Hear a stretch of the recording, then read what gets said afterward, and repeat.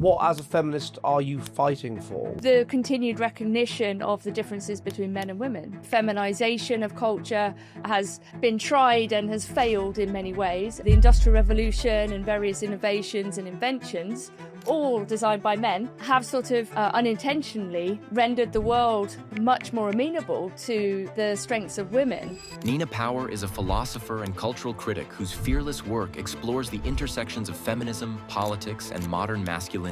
She challenges mainstream narratives with clarity, wit, and philosophical depth. Everything is verbal, linguistic, emotional, relational. The idea that you can bring about a sort of utopia on Earth by pretending that natural differences don't exist, right? This is clearly not functional. One of the problems in higher education is that on some level it used to be based around male-brained ways of thinking, and that when the universities are taken over by women, they start to turn the university into what they should be doing at their age, which is basically a giant creche. We're in a situation now where people in institutions are sacrificing truth in the name of agreeability or sacrificing truth in the name of social conformity. The policing, self-policing of universities is insane. I mean, the number of people I know who've been cancelled for being sex realists, for wanting to research HBD, it's just crazy. We know who's doing these naive attacks, and we know what they're from. So that's what needs to be confronted, but of course it can't be because it's racist and illegal. People going to prison for posting on social media, whilst people who've committed all kinds of other crimes are not punished at all or barely punished. The asymmetry is getting wildly out of hand. The open wound that is the rape gangs, you know, entire cities and towns that are completely divided. A very small number of people commit enormous amounts of the percentage of the crime. That includes violent crime. You know, why should the majority have to suffer because of some very small number of pathological people? Because you can't say, oh, well, everyone else is allowed an identity and a race and pride and a history and culture, but not you. You know what I mean? Because people are going to say, well, why not me? Why are you pretending that I don't have any of those things? Also, you can't say, no, you can't criticise this group, but you're allowed to mock white men. This kind of hierarchy of group privilege is the direct consequence of that is people rediscovering their Englishness and ethno-nationalism. Of course it is. Of course it is. What else are they going to do? How else was this going to go? Hello, and welcome to this edition of the Jolly Heretic. I have a very special guest for you today, and that is the rather controversial philosopher Nina Power. And we are going to talk about her sort of relatively nuanced kind of feminism, and that could be interesting. So, Nina, hello. Hello. Would you say you are a feminist? In some ways, yes. I definitely owe something to the second wave, but I would say the more realist dimension of the second wave, which is the recognition of the reality of sexual difference and the differences between men and women, as well as their kind of complementarity. So this whole idea that you have in aspects of contemporary feminism of toxic masculinity, there's something inherently bad about being male, sort of Andrea Dworkin-esque kind of idea that men are evil. You're not so sure about that? No, I mean, I think this was never really what was going on in the second wave. I think it's a weird mischaracterization of the second wave that somehow has been kind of the stereotype and the cliche has been taken up into a real position, which has then been exploited by certain forces in the media and culture to demonize men, which is kind of I'm completely opposed to. And indeed, I saw that happening, that kind of whole blaming men, inherent kind of essentializing of men as kind of fundamentally ontologically negative or something like this. And it bears no relationship to the reality. Certainly the real relationships that women have with men, their fathers, their brothers, their husbands, their sons. And it's extremely divisive. And we have to ask why that narrative was being pushed and who benefited from it, I think. So, yeah, well, who benefited from it? Because one wonders sometimes, is there still a need for a feminist movement? I mean, haven't women basically got everything they want and more? Yes. So, I mean, I think what needs defending is a kind of sex realism and the idea that there is sexual difference and that there are fundamental differences between men and women, and that these things are not concepts or words that people can simply apply to themselves, first and foremost. And that these differences are what makes us interesting, actually. and we shouldn't pathologize them. For example, talking about energetic young men, for example, young boys are being kind of medicalized and treated as if they're abnormal or unusual for being kind of highly spirited, right? But this is just what young boys are like, if you see what I mean. You know, so I'm completely opposed to what gets sometimes called the longhouse, for example. I think the feminization of culture has been tried and has failed in many ways. I mean, it's not just the feminization of culture, it's also the kind of racialization, it's all the DEI stuff. It's the idea that you can bring about a sort of utopia on Earth by pretending that natural differences don't exist, right? This is clearly not functional and indeed extremely dangerous, apart from anything else. So what would the feminization of culture actually entail? We have seen that, have we? Well, I think, yeah, in general, I mean, I guess people would think about it in terms of things like safetyism, for example, caring about offence and feelings and everything becoming more virtualized. I mean, it's a complicated story about how this happens because, of course, this is also, these are side effects of technological developments, which, to be fair to women, is not really our specialism. So there's a sense in which the Industrial Revolution and various innovations and inventions, all designed by men, have sort of perversely and perhaps unintentionally rendered the world, as particularly in the West and the world of work, much more amenable to the strengths of women. You know, we've gone in that direction. You know, everything is verbal, linguistic, emotional, relational, and so on. I mean, you obviously, you're an academic. I was. With Warwick, you were out in Middlesex and Roehampton. And isn't it one of the problems in higher education and is that on some level it used to be based around certain stereotypically, as Simon Baron-Cohen might put it, male-brained ways of thinking. It's about disinterested analysis. It's about the pursuit of truth above other dimensions, including emotion and offence. And that when the universities are taken over by women, not necessarily highly feminist women who may well have the minds of men, but more everyday women, then they start to turn the university into what they should be doing at their age, which is basically a giant creche. Yeah, I mean, I think there's truth to that. I mean, I think there are bigger issues with the university sector, one of which is the massive overexpansion. I think the number of people who are actually capable of thinking and studying critically at higher education level, as we would hope it to be, is very small. It's less than 10%, certainly. It's certainly not 50%. Right, so you have the massive expansion of universities for people who are not actually intellectually able to deal with high learning, right? So you get the kind of takeover of midwits, you get people being offended by opposing ideas, you know, people who are not able to entertain conflicting viewpoints and think critically, as well as massive expansion of HR and DEI type stuff. All of which makes the university... And is the expansion of HR a consequence of a tipping point of female representation in academia? I think they're related, yes. How are they related? Well, I think, you know, you're basically making work for people. You know, we have so many jobs that are completely useless. People don't need to be doing them. And in fact, they're actually actively destructive of things like intelligence or exploration of difficult ideas. You know, they get in the way of people actually thinking and being curious, you know, because they have these sort of dumb ideological ideas about what people can and can't say and what they can and can't research. So I think universities should be given back to the very intelligent 5 to 7%. Some of those might be women, but I think it's always going to be a very small minority within that very small percentage, if you see what I mean. The ratio is probably something like 1 in 10 and 1 in 20. I think that works. Right. And then you basically allow all of the hyper intelligent autistic people to go and do their thing. Right. And you leave them alone and you don't punish them for wrong think or whatever. And they should be protected for their research. You know, the amount of research has been shut down by deranged, stupid ideologues is insane at this point. And it is partly because of this expansion. So universities, I think, shouldn't be businesses. They should be paid for by the state and they should be highly selective in terms of who they take in. right? But they should be really, really, really small, and they should be protected from this kind of activism and ideology. Yeah, ChatGPT is talking bollocks, because I completely agree with this. I did, by the way, chaps, I did ask ChatGPT in research for this interview what Nina and I would agree on and not agree on, and I was told we would broadly disagree on everything. But no, I concur, because it's the thing is, if it's paid for by the state, as long as it's not corrupt. Also, I find it bizarre, and I have done since the Blair government came in. You don't pay to go to primary school. You don't pay to go to secondary school. If you do well enough in your GCSEs, like this is how it used to be. You do A levels. And you don't pay to do A levels.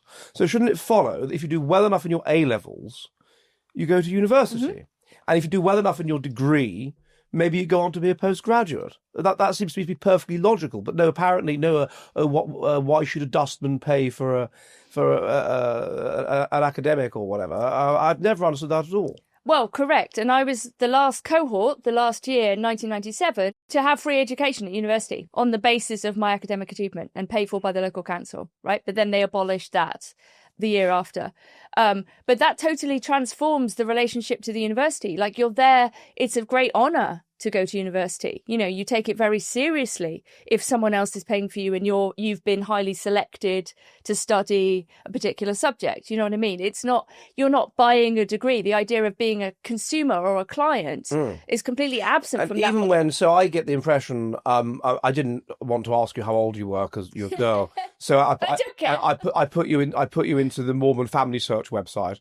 And I found two Nina Powers, one born in 78 and one born in 82. And I assumed you were 82. No. But it turns out you were 78. So, yeah, you're 2 years or 3 school years older than me. So, but when we went, it was £1,000 a year, right, which mummy and daddy paid that. And so there was still a sense in which you're a pupil and you're there to learn, and you're absolutely not a customer. And even when you did have to pay tuition fees to go to university before World War II, because you were not an adult until you were 21, mummy and daddy paid the tuition fees. So you were just as they had paid your public school fees.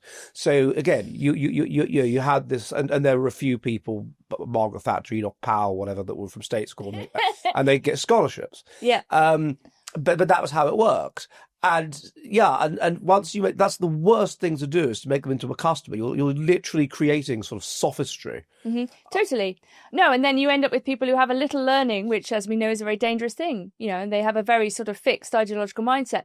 You know, all of this said, I also want people to have access to lifelong learning. You know, I think people wanting to understand history and philosophy and science and art and everything else is perfect. Like, that's a beautiful culture right there, right? But it shouldn't be at university level necessarily, right? We have adult education colleges. I do a lot of teaching online. There's a really interesting world out there of kind of para-academic, post-academic stuff going on. Do you see what I mean? Yes. So I'm not against people having access to knowledge, including some of the best learning. You know, lots of people, I meet Zoomers who are in their early 20s who are basically autodidacts at this point, and they're insanely well read. Like, they have access to all the stuff, you know, literally the whole of human culture online, and they've kind of used syllabi, I should say, to teach themselves, you know. Yes. I suppose as well, I think you could argue that universities go through cycles. Mm-hmm. I call it the priestly cycle of university, where you start off with the sort of genius autistic types, and they establish the university, and and it produces fascinating knowledge. This attracts the kind of midwit Adam Rutherford types who are in it for the scum who are in it for the prestige and whatever. A normal range intelligence is associated with social conformity. Yeah. And so they then put conforming to the idea of the current ideas and competitively doing so above the truth. Yeah. As then the university becomes ideological, it removes the genius types because they tend to be bullshit and weird. And who are you going to give the job to? The genius type or the head girl, you know, with a multiple A stars. Yeah. And then the university becomes useless, and then it goes into decline, and then it has to reform. Yeah. And it starts all over again. But what you did have the last time this happened was lots of independent scholars like Thomas Edward, the Aberdeenshire shoemaker, who was a world expert on mollusks. And I suppose this could happen again. I think it is happening. The problem comes less with arts and humanities, although artists do need patrons, and I strongly recommend rich people to support struggling artists. We need better art for the current culture and what will come.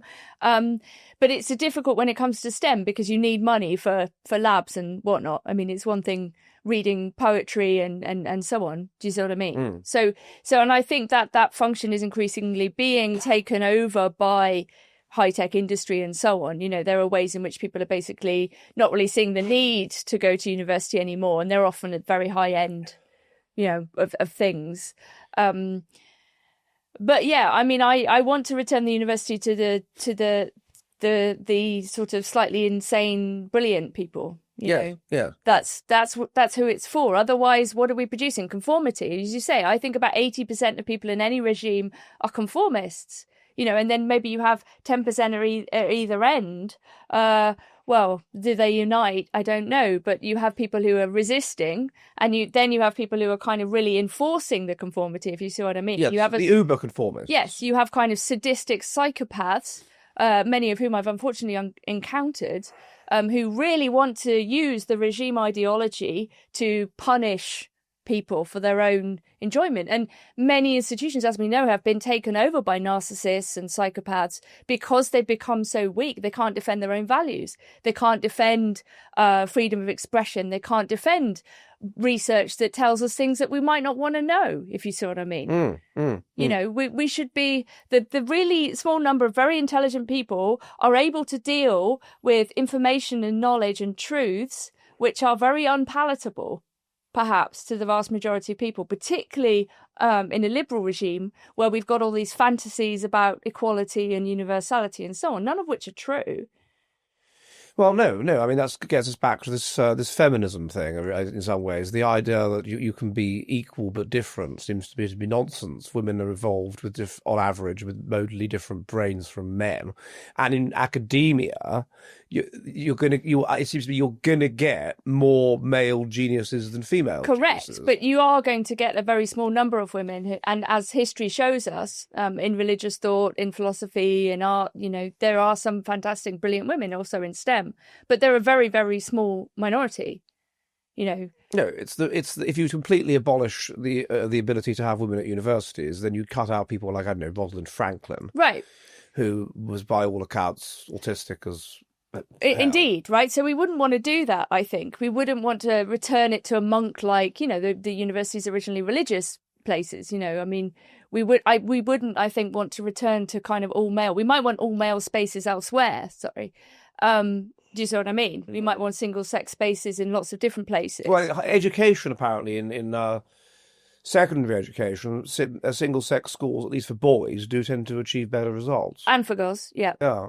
Correct. So because they're not busy worrying about how they're perceived by the opposite sex. Well, indeed. The learning can be catered towards the way they learn. Absolutely. No, I think that's been shown. I mean, I look back at my comprehensive school education in Wiltshire. It wasn't a particularly bad school or anything, but I think about the amount of time we wasted on abject social nonsense, you know, because you've put sort of teenagers together in a mixed sex way. You know, it's completely distracting. You know, even if you're quite a studious person or you're not particularly interested in the opposite sex, it doesn't work, I think. You're putting young men and women together way too much, you know, for no good reason, if you see what I mean. It gets in the way of learning, if indeed that's what we want to do. And I want there to be better mechanisms for identifying particularly working class people with aptitude and, you know, in high intelligence, so that we don't fail those people and we don't, you know, squander that sort of intellectual resource, if you see what I mean. You know, and that was ostensibly what something like the 11 plus was supposed to do. It had lots of other functions as well. But do you know what I mean? Yes, it may have been too early. There's evidence that Right. Maybe 14 would have been a better age to take such a thing. Mm-hmm. But yeah, something like that, which, because at the moment, social movement has essentially stagnated.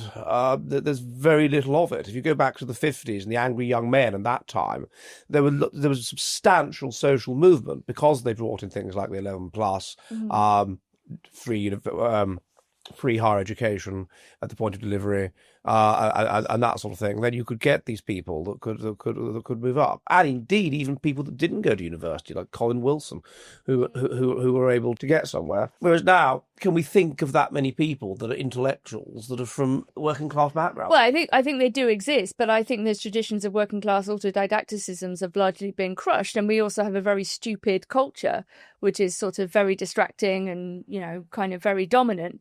But I think that there are intelligent people from all classes, and indeed lots of very posh people are not very clever. You know what I mean? It's intelligence seems to be complex in that way. There's clearly it's clearly heritable, but I don't think it's there is a kind of randomness as well, if you see what I mean. Sometimes you get very intelligent people from not very intelligent backgrounds. Yes. It's rare, but it does. It certainly does happen. And those people tend to be late developers because their intelligence is essentially being retarded by their background. And as they get older, they will start to create a background that's consistent with their own innate intelligence, an environment that's consistent with their own innate intelligence, and then it will rise. Of course, the opposite can happen as well. That's true. So, I mean, basically, when you think about higher education, most of what it seems to be producing now, this vast amount of stuff is published. There's so many academic journals. There's so many books being published. And the vast majority of it is basically just getting something that someone else has written and adding something on the end. Well, I mean, that's research. I was thinking about the other day, it's like in prison, you know, when you get prisoners to make wicker baskets and then the warden undoes them at the end of the day and gets them to do them again the next day. Just make work, you know, just something to do. It's not even productive. Do you see what I mean? Right, it's just something to distract people, and I think this is what's happening at scale. None of this stuff is relevant or useful. It's just work for the sake of work. And I think one of the interesting, provocative things about AI, although I'm very critical of AI, is that it will actually eliminate the need for lots of midwit. I mean, these people are basically human AIs at this point. You know, they're regurgitating ideas and concepts just in a slightly different order. Or they're just doing things that are useless. Well, yeah. I was at an anthropology conference in Helsinki many years ago, and there was this girl, she loved the girl, but she was a lovely wee pretty girl, but she was doing like a lot of what cultural anthropology has basically become things which quite intelligent girls like, and they get funding to write about them, and on that basis they get a PhD. I mean, she liked, what was it, somewhere in Sicily, some town. So she hung around the marketplace there and talked to the people that worked on the market, and from this produced a PhD. And I thought to myself, well, what's the point? Why? What? I'm not saying there aren't any interesting anthropology PhDs, but another one was, no one's written anything about braais, which is South African barbecues. So I'm going to go to lots of South African barbecues and talk to people and then connect that somehow to a theory. What you got funding from this? From the British Academy? From the HRB? Just no. This is completely pointless knowledge. I mean, optimistically, many of the great philosophers were never in the academy, if you see what I mean. There are people are now as well, I think, outside of these institutions. And in fact, they would be stymied by them, if you see what I mean. Although it is difficult to have enough time if you're working to think for yourself in this way. But I think we're in a situation now where people in institutions are sacrificing truth in the name of agreeability or sacrificing truth in the name of social conformity. And the self-policing of universities is insane. I mean, the number of people I know who've been cancelled for being sex realists, for wanting to research HBD, it's just crazy. You know, anyone who wants to look at what's actually real or true, however unpalatable it might be, is a target.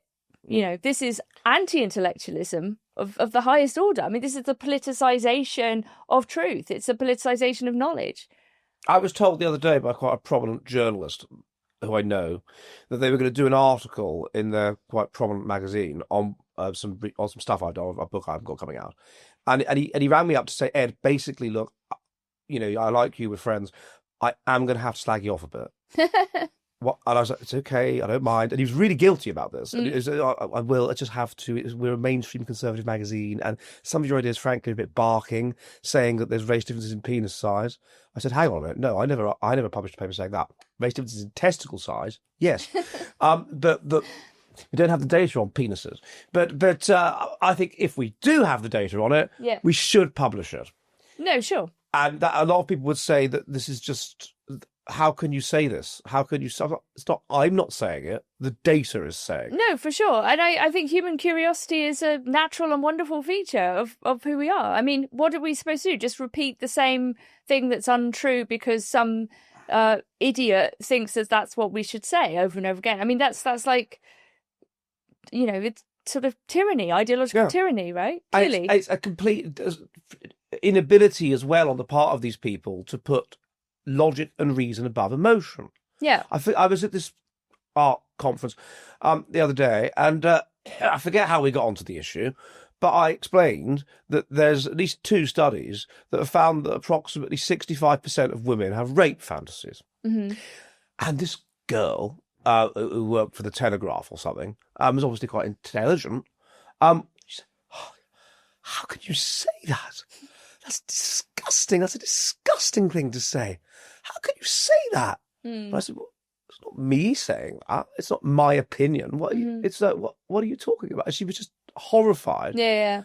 I mean, but the question from that sort of survey or study, the next question would be, well, why might that be the case, right? Why might 65% of women, if that's true, have these kind of fantasies? Well, we can start to come up with a hypothesis, right? Maybe it's the kind of eroticization of sexual difference in the sense that, if you're a heterosexual woman, you're in a relationship with a man, but on some level, that this person is stronger than you and they could kill you.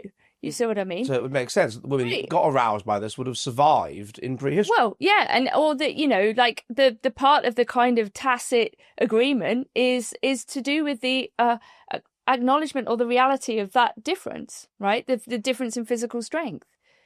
So in order to sort of cope with it, you might be able to hypothesize and say, well, okay, but if you eroticize that difference, because that sort of strength differential is also about being protected yourself, right? So you might be thinking as a woman, oh, well, okay, if we're attacked, he's going to try and protect me. But in order for that to be true, he needs to be stronger than me or something like that. You know what I mean? You could start to come up with all kinds of hypotheses. Yes, exactly. Yeah. And that's an interesting thing to do. That's what we should do. Exactly. But what the dominance of higher education by women, and they are dominant, and there's good reasons why they're dominant. They're dominant. They're slightly less intelligent, but not very much less intelligent, and they are more pro-social. They are more agreeable. They are more conscientious. They are more neurotic, and there's a degree to which neuroticism predicts doing well in higher education within certain boundaries. And so they just take over. You just end up with these nonsense people producing nonsense research that are highly socially conformist, and if the in thing is to talk about toxic masculinity, then they'll just say to themselves, oh, well, I should get toxic masculinity and add a bit on the end. Yeah. Well, no one's looked at toxic masculinity among nursery school pupils. Sure, exactly. And when you read these texts, I think this is the AI aspect. It's like you can tell when people have shoved in ideological concepts because they ring really hollow. Do you know what I mean? And you can just easily look at text, skim these sorts of academic productions and say, oh, okay. You know exactly what they're doing. They're just kind of shoring up this language because it's a kind of currency within the academy. It's like how you get ahead. That's nothing, language. So when I applied to do my PhD, well, originally I applied to do it as a master's degree by research, and it was upgraded to a PhD. And my undergraduate supervisor said to me, yes, very good application. Yeah, it was very clear what I wanted to do for my topic. And he suggested that you should use more higher order language, redo it, but basically make it less clear. So redo it, but with lots of French origin words. And so then you have this internal sociolect among academics, which is that outsiders can't understand it, and you signal your social conformity and your intelligence, I suppose, that you can use big words. You don't say exclude, you say elide. There's all kinds of these words that nobody uses. You don't say crossover, you say imbricate or whatever, and that I think is particularly stupid. And in the social sciences, you get extreme examples of this. And when you bother to penetrate through the language. They're really saying something very simple. Yeah. Now, before we continue, I'd like to do something rather exciting. I know that you Generation Z people, you want to have read all of the based books, you want to have imbibed all of the most radical and important scientific knowledge, but you don't particularly like reading very much. So what if there was an app that would take those books, summarize them for you, and then read them back to you in less than 25 minutes? Well, fortunately, such an app exists, and that app is called Legion.com. They have, for example, my book, The Past is a Future Country, The Coming Conservative Demographic Revolution, by myself and my friend Ollie Rayner Hills, in which we look at the way that there is clearly going to be a shift based on breeding patterns among the more intelligent back towards us being right-wing, and the return, therefore, of a kind of genetically right-wing society, a kind of neo-Byzantium. And here it is, The Past is a Future Country. And so you don't even have to read the book if you don't want to. This can inject it straight from the phone into your brain box. And if you sign up today with the code TJH, then of course you can get a 10% discount. So Legion.com, sign up now. All the base knowledge from your phone direct to your brain. I mean, at this point, I think most universities should go to the wall, and the few remaining should be, for the genuine intellectual elite. And this is a very different from the position I used to have, for sure, which I wanted everyone to have free access to university education if they wanted it. But if that happens, everybody, then it changes the culture, as you said earlier, it changes the culture of the university down to not necessarily the stupidest person, but to the average there. And Correct. The average is now lower, less intelligent, less autistic. Well, and this was happening when I was at university. I left in 2018. The more people were becoming clients, and the more universities were basically telling students, often international students, because they could bilk them for more money, that they were basically buying a degree, the less we were able to critically judge students, if you see what I mean. Because the university was saying, well, you've got to give them a 40% pass mark. You can't fail anyone because we need their money. Do you see what I mean? Yeah. So the role of the lecturer then becomes, I don't know, like a factory tick box checker, for a product, which is the student buying the degree or something like this. You're no longer in a kind of critical intellectual relationship with each other or students or anything like that. And that was a massive transformation in my own lifetime, between the late 90s and whatever, mid 2000s. Essentially, you can't fail people. Exactly. Which is the degree is inherently meaningless if Indeed. everybody can do it. I suppose you could argue that if you're intelligent enough to be able to get in, you should be intelligent enough to be able to pass it. But there will be lazy people who won't. Yeah, and then you end up with grade inflation. You end up with, also students treating themselves as customers and clients and complaining when they don't get the grades that they want. Or worse still, because of the infantilization process that we've seen. A chap that I do a podcast with called Dr. Paul Taylor, who used to be a lecturer in literature or something at the University of Leeds, and he got to a point where his student's mum is ringing him up and saying, this, that, and the other about the essay or whatever. He's like, madam, I am not in a relationship with you. I am in a relationship with your son. If your son wants to talk to me about this, your son can do so. Why on earth are you ringing me? This is ridiculous. And then he was disciplined. He was given a warning or whatever. I think I'm right in saying something he's told off anyway by HR for supposedly being rude to this person's mother. And this was outrageous. Yep. No, I mean, this is the general sort of shift in things. Parents are coming with their children to university open days. Yeah. That never happened. No, I agree. You went on your own. No, and also we wanted to become adults. Yep. We were desperate to become adults. I was desperate to leave home and study and, have access to the university library and, interesting intellectual and cultural life with other adults. Yes. And now they're desperate to remain children. They're not even learning to drive. Yeah. They're not. You don't drive, do you? I've tried. I basically informally banned from driving, but that's another story. What, you informally banned? Yeah, it doesn't matter. But no, I can't drive. I didn't learn to drive till I was 41. Okay. I tried to when I was 17. Had various traumatic experiences. Yeah. And then just thought, no, I'm not doing this. And then finally at 40, it's just do an automatic. Honestly. So look, some people probably just shouldn't drive, and that's okay. Let's put it that way.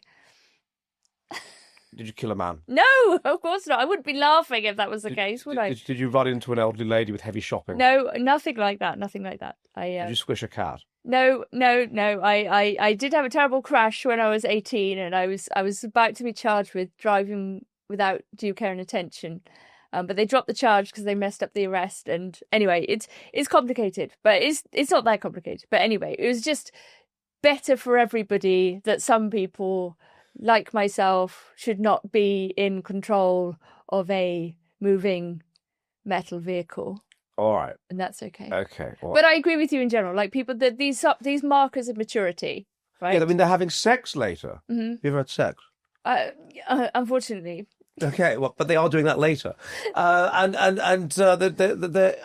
they have menu anxiety. Do you have menu anxiety? No, neither do I. But they need to see the menu online beforehand and decide what they want. Sure, but how do we have a reinvigorated culture then? Like, what needs to happen for young people to become adults, to become parents? Bring it back to I can only assume that the things that we saw when we were younger and the generation in charge had fought and won a war, which I think is important. That kind of harshness which existed needs to come back. And there needs to be maybe you could say, if you go back too far, it's too harsh and too awful and traumatizing. But it needs to be more that life was more real. I wonder if in part because of the war, or just if it's just more general. What do you think? Yeah, I mean, I was listening to Louise Perry's interview with David Betts recently. I don't know if you heard this, on the Civil War, right? The possibility of civil war in Britain. And he was very, black-pilled about it, let's say, insofar as he thought it was a genuinely real possibility. But is it a bad thing? Well, I mean, I prefer that not to get to the point where people are sort of actively, violently encountering each other on the streets. But I think we should be paying attention to what are the pressure points. And, I'm very, very opposed to people going to prison for posting on social media, for example, whilst people who've committed all kinds of other crimes are not punished at all or barely punished. I mean, the asymmetry is getting wildly out of hand. You have an insanely out of touch government who's saying, we need to stop knives being sold on Amazon or round the tips or something. I mean, this is like, corrupt, deranged, out of touch government beyond belief, right? This is nothing to do with reality. The open wound that is the rape gangs, entire cities and towns that are completely divided. I mean, it's not good. There's a number of papers that have argued that the reason why violence was heavily reduced across time between the medieval era and more recently, or indeed across the period of the Roman Empire or the Republic, I mean, there was a kind of a process of the taming of the gene. Basically, every felony was punishable by death. So consequently, every generation, about 2% of the male population, young, childless male population, were hanged. Yeah, I heard this. With the consequence that the genes for violence were suppressed. So there's a strong genetic component of violence, and so it's quite clear that we know who's doing these knife attacks, and we know what they're from, and we know that. So that's what needs to be confronted, but of course it can't be because it's racist and we're all equal. Yeah, I mean, you have current examples like Bukele in El Salvador, locking up probably 1% of the population or something like that. Crime rates collapse. Homicide has gone down, it almost sounds like a holiday destination at this point, right? When it was previously one of the most violent countries in the world. It does seem obvious, again, it's a sort of truth, that a very small number of people commit enormous amounts of the percentage of the crime, and that includes violent crime. And why should the majority have to suffer because of some very small number of pathological people? I mean, it doesn't make any sense. That's what they argued in the medieval church, because of course the Catholic Church abolished capital punishment, and then brought it back in around 1000 or something, arguing that the evil should die so the good can live in peace. Yeah. Now it doesn't necessarily die, but I like being put in a mass mega jail. It seems extreme and awful, but I mean, look what he's done. As you say, you could go on holiday there and it'd be great. I'm sure it'd be safe. It's as safe as Greece. Mm-hmm. He's got it from being the most dangerous country on earth, as safe as Greece, by all kinds of clever political chicanery. Mm-hmm. Yeah. Yeah, I do like that idea. I would like to go to El Salvador just for that reason. But that's what we need to do. But going back to the Civil War, there is this idea that that basically pack animals have to have a bloody big fight every 4 generations or so. It's very bad for their society. Mm-hmm. Should we not, therefore, get it over with? I don't know. I mean, maybe as a woman, I'm not the person to ask. In some ways, I think women are probably constitutively programmed to look for non-violent solutions, and this can go horribly wrong too. But this is the agreeability point. It's the mediation point. It's the trying to smooth over social disharmony. Right? Yeah, sorry. But when that's taken to an extreme, or that becomes too dominant, that also ends up in suicidal empathy and these kind of things, right? What do you call it? I think the Victorians called it telescopic philanthropy. Where you start to empathize with abstractions and groups of people abroad, and you sort of forget about your immediate family. And you must have seen that famous heat graph of like the liberal mind and the conservative mind, or however we want to put it. Like Nietzsche summarized it in some piquant way, didn't he? Yeah. You end up with the criminal. Actually, that's a good point then, going back to the feminization of society. So according to Strauss-Howes, that Strauss-Howe book, so they note that essentially every 4 generations there is an economic collapse and a massive war. And they put it down to various environmental issues, that it goes like this. A researcher that I know from Finland called Jani Miettinen argues that even with like reindeer, across a number of generations, you get fluctuations in certain hormones, and this helps them to avoid predation and things like this, things like oxytocin, testosterone. So you get changes in size, changes in behavior. And he argues that you get this in humans across 4 generations until you get to a generation that's in charge, that's very high in testosterone, very low in oxytocin, whatever, and then you have a massive war. Mm-hmm. I wonder if 2 reasons why we haven't had that war yet, and we should have done, is one is when the economy collapsed in 2007, we're just so rich that we're able to stop the process from falling apart. And perhaps 2, as you implied, perhaps the feminization of society. Yeah, but I think the feminization is downstream of the technologization of society. And I think that war today is also very different from war in the First World War. And I mean, after all, the First World War probably killed undoubtedly some of the best young men of that generation, and we live downstream of that pointless slaughter, if you see what I mean. Like the men that volunteered to fight in the First World War would have been, if you like, the best men morally and otherwise. So I don't know, because technology has shifted things so much that it seems difficult to imagine war in the Homeric sense, or the physical sense, because it's all drones and whatever, weapons and bio warfare and things like that. Do you see what I mean? It's not, it's not like groups of men confronting each other in a field with lances. It's something very different. I mean, personally, I'm opposed to war, but then I would be, because I'm a woman, and I think it's some of this is up to men. Like there are problems that we can't solve, and nor should we, if you see what I mean. Nor should women. Yeah.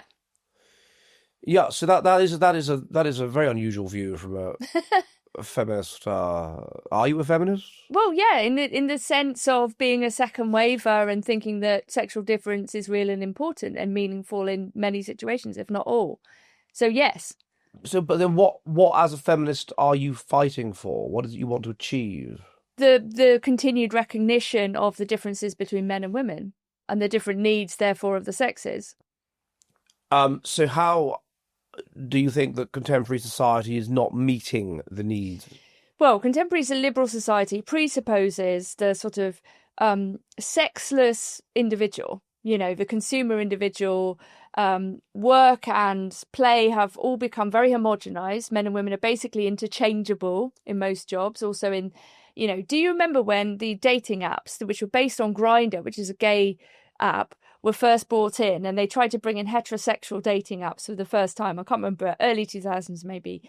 And all of the press was saying, oh, heterosexual women will never go for this. Women need romance, they're not like gay men, it's not about the act, it's not about sex, it's about something else. It's about narrative and so on. And yet, what happened was that women took up these apps and they became more like gay men. Everybody's sexuality is now like that of a gay man, right? It's sort of, people are being programmed to be, I don't know how to put it, consumerist, like partial. It's all about a sort of exchange. Yes. Right? Yes. But this is abhorrent. And it takes, yes, I was talking to a guy earlier who seems to have basically set up a mass prostitution website. It's like Uber or something, and you just put in the information. Are you ready for the future of the West?